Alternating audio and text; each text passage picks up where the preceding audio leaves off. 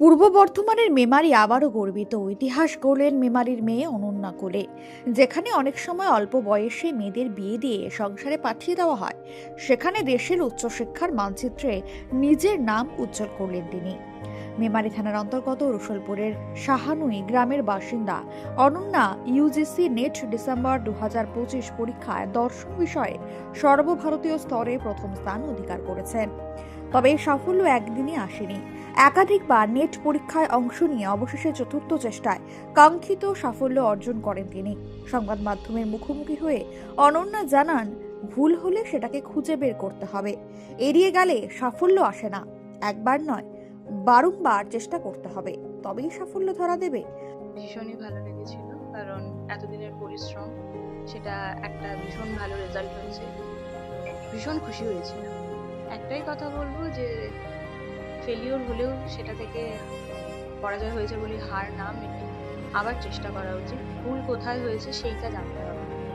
যে যখন বারবার ব্যর্থতা আসছে, কেন ব্যর্থ হচ্ছি সেটা জানা ভীষণ ইম্পর্টেন্ট, কারণ নইলে কখনো ঠিক করতে পারবো না।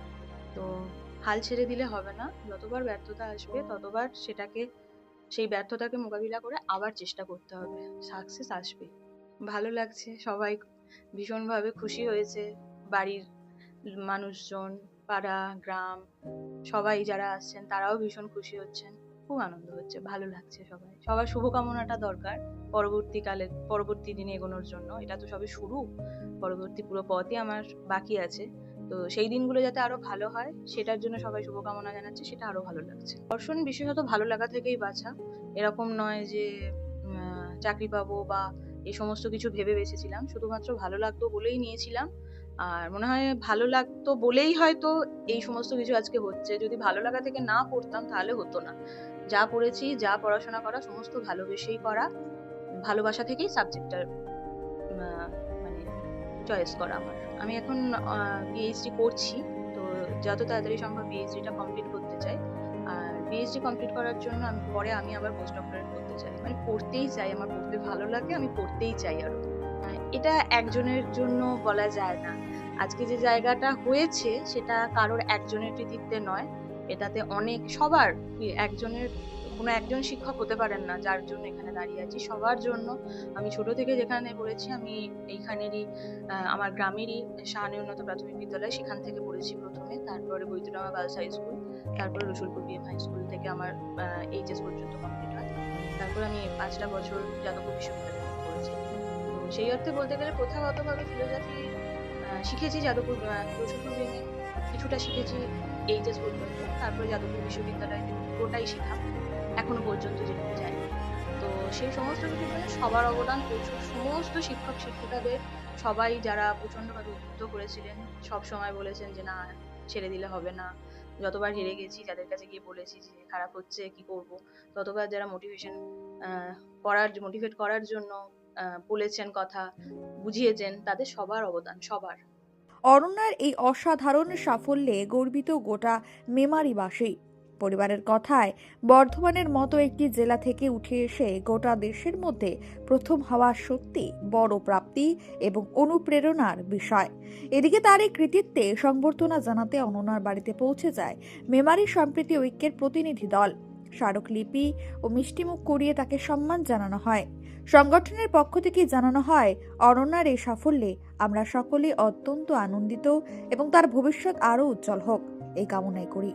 আজকে আমরা অনন্যা কোলেকে সম্বর্ধনা দেওয়ার জন্য তার বাড়িতে উপস্থিত হয়েছি। আমাদের বন্ধু বান্ধব, আশরাফুল ভাই, আরও সবাই মিলে আমরা আজকে এসেছি, উপস্থিত হয়েছি। এই যে ভারতবর্ষের মধ্যে যে অনন্যা কোলে সর্বপ্রথম স্থান অধিকার করেছেন, আমাদের মেমারিরই মেয়ে, তো সেটা কীভাবে দেখছেন? আমাদের খুবই ভালো লাগলো এইটা দেখে, যাতে আরও ছেলেমেয়েরা ভালো করে পড়াশোনা করতে পারে এবং নিজেকে একটা প্রতিষ্ঠিত করতে পারে, সেটা তারাও উৎসাহিত হবে। আমরা তাকে আশীর্বাদ করছি যেন এরকম সবাই করতে পারে। আমাদের খুবই ভালো লাগছে আজকে এসে। এই সম্প্রীতি ঐক্যর পক্ষ থেকে আজকে আমরা এখানে এসেছি আমাদের অনন্য কোলে। ওনাকে আমরা আজকে সংবর্ধনা দিলাম যে উনি আমাদের মেমারির গর্ব, মেমারির মেয়ে। তা আমাদের মেমারির গর্ব, এটা ভারতবর্ষের যে 1 নম্বর হয়েছেন। তা এটা কি আরও যারা পড়াশোনা করছে তাদের একটা কী হবে, এটা দেখে আরও আগ্রহ বাড়বে যে আমরা পড়াশোনা করলে আমরাও এরকম একটা একটা জায়গায় যেতে পারবো।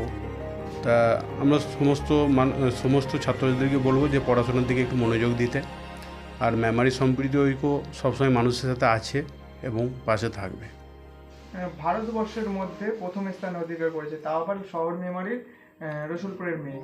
তো এই বিষয়টা কিভাবে দেখছেন? হ্যাঁ, যে মেমারির মধ্যে যে এরকম একটা স্থান অধিকার করেছে অনেক দিন পরই, তা এটা আমাদের জন্য খুব গর্বের বিষয় যে মেমারি থেকে এরকম হয়েছে আমাদের ঘরের মেয়ে। তা এটা আমাদের গর্ব। এর আগেও আমরা কিছুদিন আগে এই যে সাগরদা যে আমাদের ছিল, কালকে ওনাকে সংবর্ধনা দিয়েছিলাম যে মেমারির গর্ব উনিও।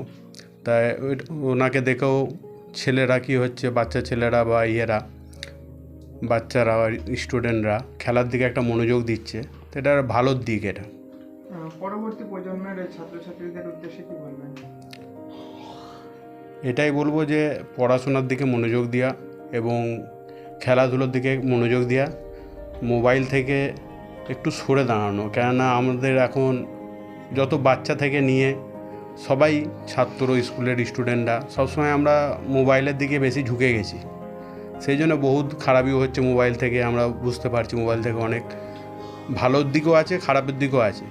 সেই জন্য মোবাইল থেকে কিছুটা টাইম বার করে মোবাইল ছেড়ে দিয়ে যদি আমরা খেলাধুলো বা পড়াশোনার দিকে মনোযোগ দিই, তাহলে কী হবে, আমরা এরকম যদি একটা জায়গায় যেতে পারবো। আপনার নাম ও পরিচয়? আমার নাম হচ্ছে শেখ আশরাফুল ইসলাম, মেমারি সম্প্রীতি ঐক্যর সভাপতি। মেমারি থেকে দীনেশ শীলের রিপোর্ট, মেমারি আপডেট নিউজ।